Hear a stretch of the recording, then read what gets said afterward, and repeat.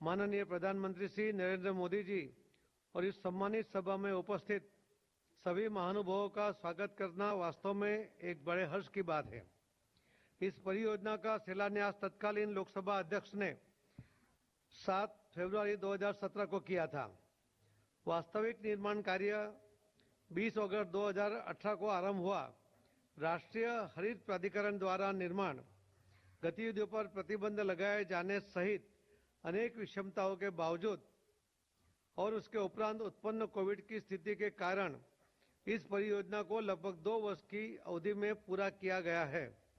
माननीय लोकसभा अध्यक्ष तथा लोकसभा की आवास समिति के संयुक्त और सतत प्रयत्न और इस प्रक्रिया में शामिल संबंधित मंत्रालय, विभाग, एजेंसियों और लोकसभा सचिवालय के समर्पित और सतत प्रयासों से यह निर्माण कार्य संपन्न हुआ है। संसद सदस्यों के मौजूदा समय की आवश्यकताओं को ध्यान में रखते हुए आधुनिक सुविधाओं से सुसज्जित फ्लैट्स के उद्घाटन के लिए अपना बहुमूल्य समय देने के लिए मैं माननीय प्रधानमंत्री श्री नरेंद्र मोदी जी के अत्यंत आभारी हूं। मैं एक बार पुनः आप सबको धन्यवाद करता हूं। धन्यवाद।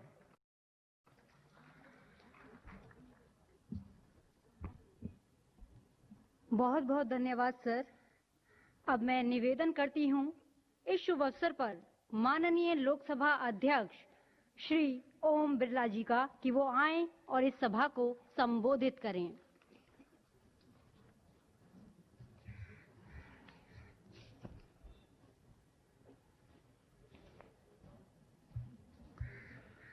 आज के उद्घाटन समारोह में हमारे प्रधानमंत्री माननीय नरेंद्र मोदी जी, संसदीय कार्य मंत्री श्री प्रहलाद जोशी जी, शहरी विकास मंत्री श्री हरदीप पुरी जी, आवास समिति के चेयरमैन CR पाटिल जी, लोकसभा की महासचिव, मंत्रीगण, माननीय संसद सदस्यगण, उपस्थित देवी और सज्जनों, मैं माननीय प्रधानमंत्री जी का बहुत बहुत धन्यवाद देता हूं कि हमारे आग्रह पर आज वो इस लोकार्पण समारोह में समय निकाला। BD मार्ग पर ये 76 आवास जो 3 टावरों के अंदर बनाए गए हैं, इन तीनों टावरों का नाम हमने भारतीय संस्कृति और की पोषक एवं जीवनदायिनी नदियों गंगा, यमुना और सरस्वती के नाम पर रखा गया है। इसकी निर्माण में 27 माह लगे और 188 करोड़ रुपए उसकी कुल लागत आई। मैं इसमें विशेष रूप से बताना चाहूंगा कि अनुमानित बजट से 30 करोड़ रुपए की बचत इस निर्माण में हुई। उसके लिए भी मैं मंत्रालय को बधाई देता हूं। पर्यावरण संरक्षण को ध्यान में रखते हुए इन आवासों को आधुनिक सुविधाएं और सुरक्षा की व्यापक व्यवस्था की गई है। हमारे माननीय सदस्यों के आवास पुराने हो गए और उनकी मरम्मत में काफी खर्चा आता था। माननीय प्रधानमंत्री जी के प्रेरणा से उन्होंने सांसदों के नए आवास के निर्माण की एक गति शुरू की और ये तीनों टावर जो हम देख रहे हैं, इस लुटियन जोन के अंदर स्पेशल रूप से माननीय प्रधानमंत्री जी ने स्वीकृति दी। इसके लिए मैं उनको बहुत बहुत बधाई देता हूं, क्योंकि हमारे माननीय संसद सदस्य जब चुनकर आते थे तो उनको 6 महीने साल भर तक होटलों में रहना पड़ता था। जब माननीय प्रधानमंत्री जी ने देखा कि होटलों में करोड़ रुपया खर्च होता है और उनको असुविधा भी होती है, तो उन्होंने उस समय तत्कालीन लोकसभा अध्यक्ष और संसदीय मंत्री और आवास समिति चेयरमैन को कहा कि हमें चरणबद्ध तरीके से सांसदों के आवास के निर्माण की प्रक्रिया शुरू करनी चाहिए। मैं माननीय प्रधानमंत्री जी को इसलिए धन्यवाद देना चाहता हूं कि वो लगातार ये प्रयास करते हैं कि ये आवास केवल संसद सदस्य का आवास नहीं है, ये आवास उस क्षेत्र की तमाम जनता के लिए ठहरने के लिए उपयोग में आते हैं। इसलिए आवास ठीक से बने और जितने भी लोग क्षेत्र की जनता के आते हैं उनको ठहरने की सुविधाएं भी हो, उसका विशेष रूप से ध्यान इन निर्माण के अंदर रखा जाता है। मैं माननीय प्रधानमंत्री जी के मार्गदर्शन में लगातार जो आवास संबंधी समस्याओं का चरणबद्ध तरीके से निराकरण हो रहा है, इसके लिए माननीय प्रधानमंत्री जी को मैं धन्यवाद देना चाहता हूं। इसी के साथ मैं माननीय प्रधानमंत्री जी को भी धन्यवाद देना चाहता हूं कि नए भवन के निर्माण के साथ माननीय प्रधानमंत्री जी ने संसद सदस्यों के लिए कार्यालय निर्माण की भी स्वीकृति दी है, ताकि माननीय संसद सदस्यों को अपने संसदीय कार्यों को व्यवस्थित करने के लिए और जनता को मिलने के लिए एक सुव्यवस्थित कार्यालय होना चाहिए। मैं इस मौके पर विशेष रूप से कोविड-19 के समय मुझे पता है बहुत चुनौती थी इस निर्माण में, लेकिन सभी सरकारी विभागों ने इस चुनौती को मानकर एक मिशन के रूप में तय समय पर इसके निर्माण कार्य किया। इसके लिए मैं सभी विभाग के लोगों को बहुत बहुत साधुवाद देता हूं। मैं विशेष रूप से शहरी विकास मंत्री हरदीप पुरी जी का, आवास समिति के चेयरमैन CR पाटिल जी का, जिन्होंने लगातार इस निर्माण की गुणवत्ता का भी ध्यान रखा और समयबद्ध तरीके से पूरा हो, उसका भी उन्होंने विशेष रूप से ध्यान रखा और समय समय पर वो यहाँ पर आते रहते थे। मैं माननीय प्रधानमंत्री जी का धन्यवाद दूंगा कि आज पुनः आपने इन भवनों का लोकार्पण किया। 19 अगस्त को आपने 1 वर्ष पूर्व इसी तरीके से नॉर्थ एवेन्यू में डुप्लेक्स भवनों का भी लोकार्पण किया था। आपके नेतृत्व में आने वाले समय में माननीय सांसदों की आवास समिति समस्या का समाधान होगा और मुझे आशा है कि जब 18वीं लोकसभा का सत्र शुरू होगा तो कोई भी माननीय सदस्यों को होटल में ठहरने की जरूरत नहीं है। जैसे ही वो चुनकर आएंगे उनको आवास मिलेगा। पुनः माननीय प्रधानमंत्री जी का बहुत बहुत आभार।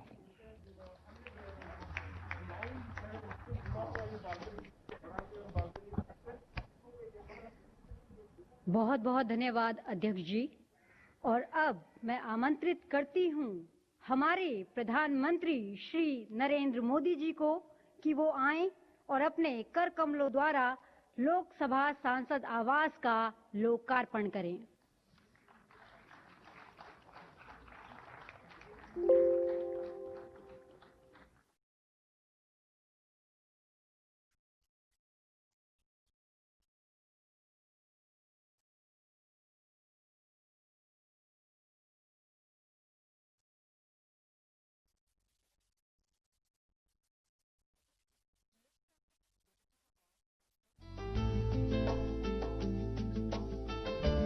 लोकतंत्र में जनता और संसद के बीच जनप्रतिनिधि एक मजबूत कड़ी है। देश के चुने गए ये माननीय सांसद संसद में जनता की आवाज है।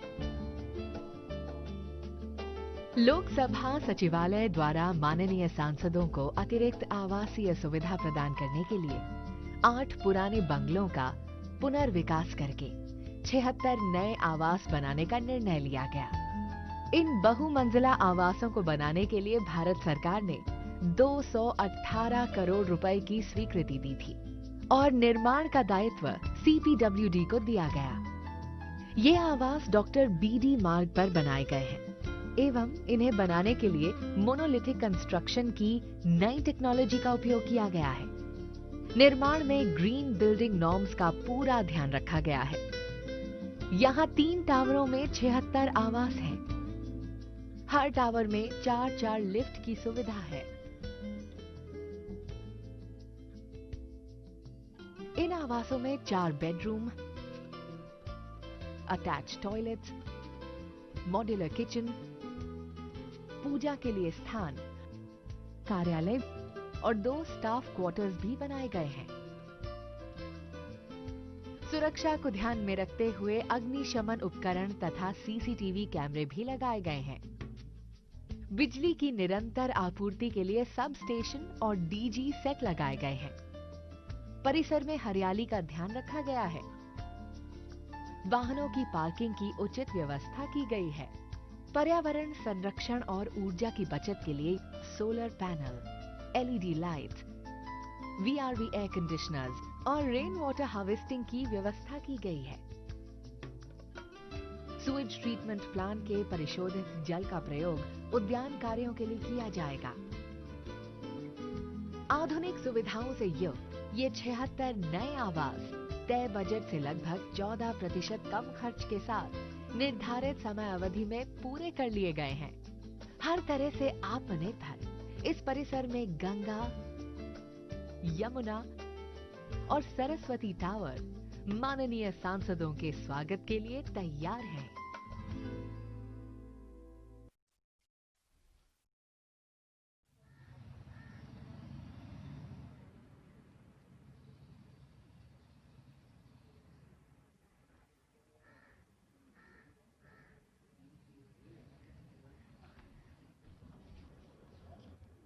नमस्कार सर, अब मैं आपसे अनुरोध करती हूं कि आप अपने कर कमलों द्वारा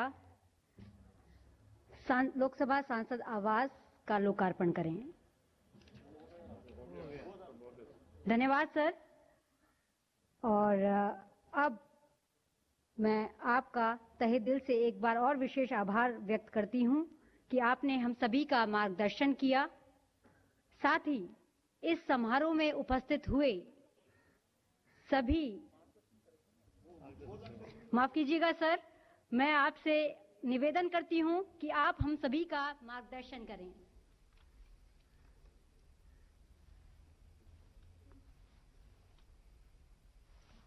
नमस्कार। लोकसभा अध्यक्ष श्रीमान ओम बिरला जी, मंत्रिमंडल के मेरे सहयोगी श्रीमान प्रहलाद जोशी जी, श्री हरदीप पुरी जी,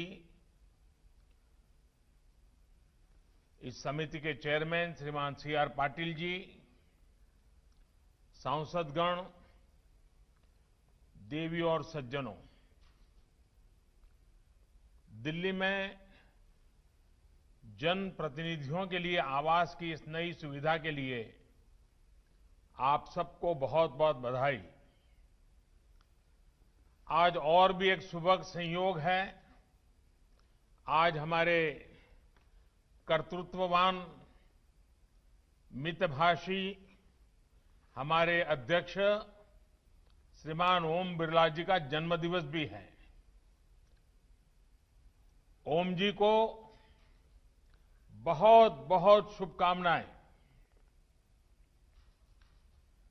आप स्वस्थ रहें, दीर्घायु हो और देश की ऐसे ही सेवा करते रहें, ईश्वर से मेरी यही प्रार्थना है। साथियों, सांसदों के लिए पिछले साल नॉर्थ एवेन्यू के घर बनकर तैयार हुए थे और आज बीडी रोड पर भी ये 3 टावर आवंटन के लिए तैयार है। मेरी कामना है कि गंगा, यमुना और सरस्वती, इन 3 टावरों का संगम इसमें रहने वाले जनप्रतिनिधियों को हमेशा स्वस्थ रखे, कार्यरत रखे और संतोषी बनाए। इन फ्लैट्स में हर वो सुविधा दी गई है जो सांसदों को अपने दायित्व के निर्वहन में मदद करेगी। संसद भवन के नजदीक होने की वजह से भी इसमें रहने वाले सांसदों को बहुत आसानी होगी। साथियों, दिल्ली में सांसदों के लिए भवनों की दिक्कत बरसों से रही है और जैसे अभी बिरला जी बता रहे थे, लंबे अरसे तक सांसदों को होटल में रहना पड़ता है। इसके कारण आर्थिक बोझ भी बहुत आता है। उनको भी अच्छा नहीं लगता है, लेकिन अब मजबूरन करना पड़ता था। लेकिन इस समस्या को दूर करने के लिए गंभीरता से प्रयास 2014 के बाद विशेष रूप से शुरू हुए। दशकों से चली आ रही समस्याएं टालने से नहीं, उनका समाधान खोजने से समाप्त होती है। सिर्फ सांसदों के निवास ही नहीं, बल्कि यहां दिल्ली में ऐसे अनेकों प्रोजेक्ट्स थे जो कई कई वर्षों से अधूरे थे, लटके पड़े थे। कई इमारतों का निर्माण इस सरकार के दौरान ही शुरू हुआ और तय समय से पहले समाप्त भी हुआ। जब अटल बिहारी वाजपेयी जी की सरकार थी, तो अटल जी के समय जिस अंबेडकर नेशनल मेमोरियल की चर्चा शुरू हुई थी, उसका निर्माण कितने साल लग गए। ये सरकार बनने के बाद ही इसका काम हुआ। 23 वर्षों के लंबे इंतजार के बाद डॉक्टर अंबेडकर इंटरनेशनल सेंटर का निर्माण इसी सरकार में हुआ। सेंट्रल इंफॉर्मेशन कमीशन की नई बिल्डिंग का निर्माण इसी सरकार में हुआ। देश में दशकों से वॉर मेमोरियल की बात हो रही थी। हमारे देश के वीर जवान लंबे अरसे से इसकी आशा कर रहे थे, मांग कर रहे थे।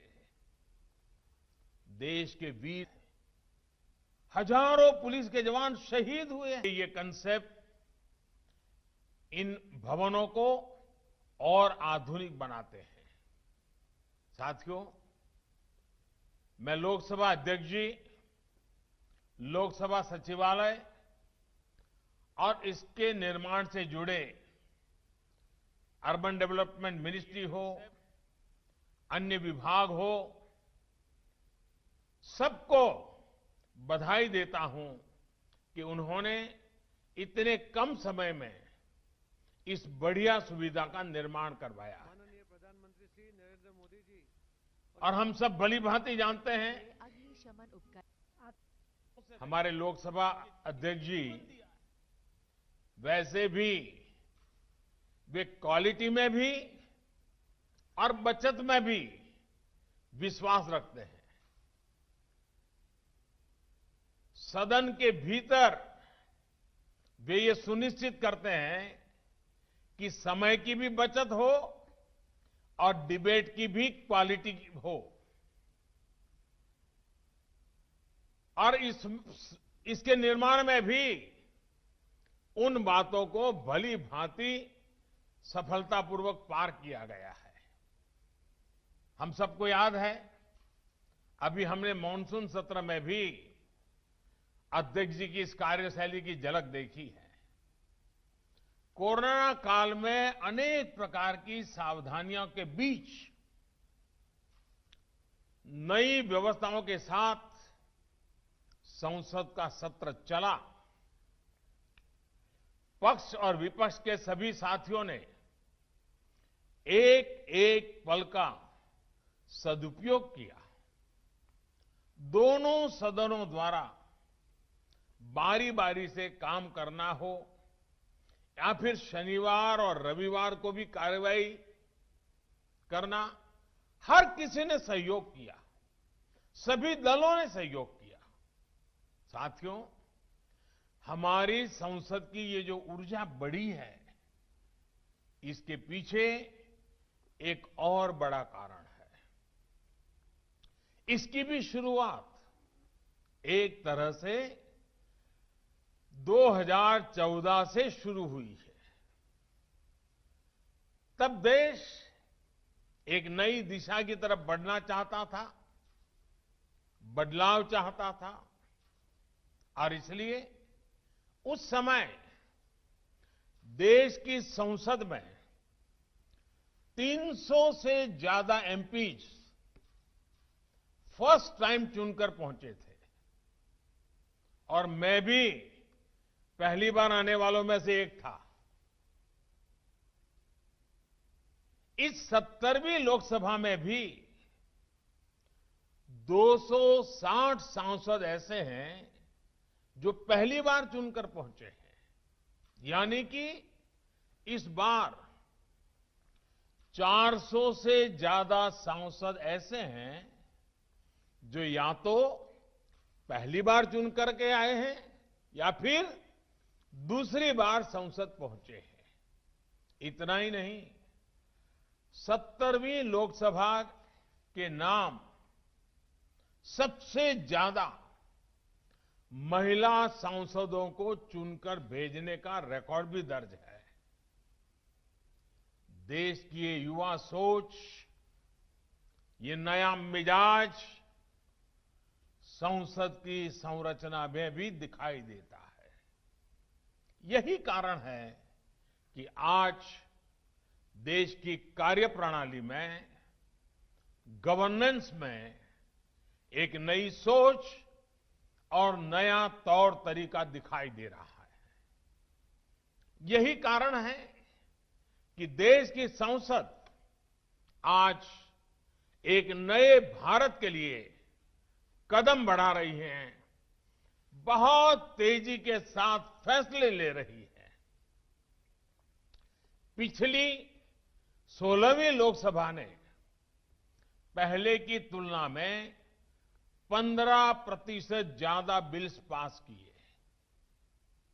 70वीं लोकसभा के पहले सत्र में तय समय से 135% काम हुआ।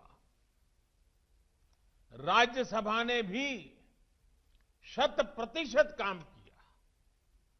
ये परफॉर्मेंस पिछले 2 दशकों में सबसे ज्यादा है।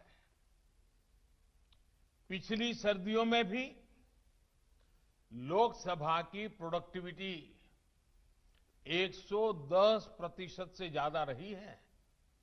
साथियों, संसद ही इस प्रोडक्टिविटी में आप सभी सांसदों ने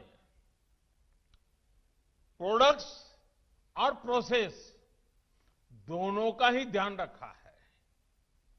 हमारी लोकसभा और राज्यसभा दोनों के ही सांसदों ने इस दिशा में एक नई ऊंचाई हासिल की है और निश्चित तौर पर इसमें उन सांसदों का भी योगदान है जो अब सदन का हिस्सा नहीं है। आप देखिए, हमने कितना कुछ हासिल किया है, साथ मिलकर कितना कुछ नया किया है। सिर्फ बीते 1-1.5 वर्षों की बात करें तो देश ने किसानों को बिचौलियों के चंगुल से आजाद कराने का काम किया है। देश ने ऐतिहासिक लेबर रिफॉर्म्स किए हैं, कामगारों के हितों को सुरक्षित किया है। देश ने जम्मू कश्मीर के लोगों को भी विकास की मुख्य धारा और अनेक कानूनों से जोड़ने का काम किया है। पहली बार जम्मू कश्मीर में अब करप्शन के खिलाफ काम हो सके ऐसे कानून बन पाए हैं। देश ने महिलाओं को 3 तलाक जैसी सामाजिक कुरीतियों से भी आजादी दी है। इससे और पहले की बातें करें तो मासूम बच्चियों से बलात्कार करने वालों के लिए मृत्यु दंड का प्रावधान भी इसी दौरान किया गया है। आधुनिक अर्थव्यवस्था के लिए जीएसटी, इंसॉल्वेंसी और बैंक्रप्सी कोड जैसे कितने ही बड़े बड़े निर्णय हुए हैं।